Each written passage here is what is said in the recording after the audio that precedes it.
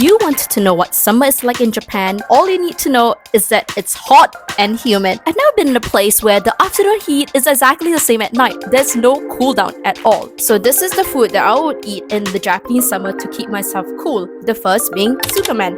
Suman is basically a deconstructed ramen in which both the broth and the noodles are separated. While the soup will be served piping hot, the noodles will generally be served cold so that it makes for a more pleasant eating experience and the broth is not overwhelmingly hot, because I don't know about you, but I don't really want to be sweating buckets while drinking hot soup in an exceptionally hot and humid weather. The broth tends to be a lot thicker than the typical ramen broth, and it's mostly pork based with some variants including a fish combination as well. Most Suman restaurants will also serve ramen, so if you're not particularly a fan of dipping your ramen or having your noodles separated, this is definitely for you. Continuing with the trend of dipping your noodles into a sauce or broth of some sort, this is my favorite way to eat udon, which is chilled with a side of dipping sauce. Personally, I find udon to be one of the most versatile noodles and can literally eat it in any different way, but in the summer, chilled udon is completely uncomparable in how delicious it is. The sauces usually tend to be chilled in this case, and the black sauce I'm having here is a black sesame with pepper sauce, so it has a bit of a kick to it, and the lighter sauce is a white sesame sauce,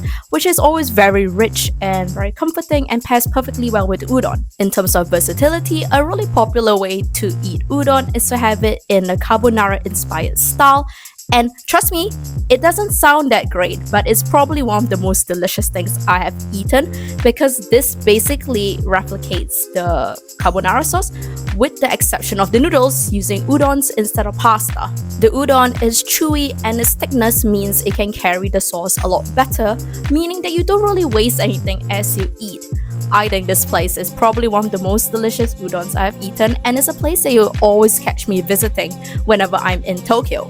So while summers in Japan are extremely hot, there are many different ways that you can cool down with all of the food they offer that are popular during the summertime. If you're interested in udon I have featured in this video, I have made a dedicated video to that, so why don't you check that one out next?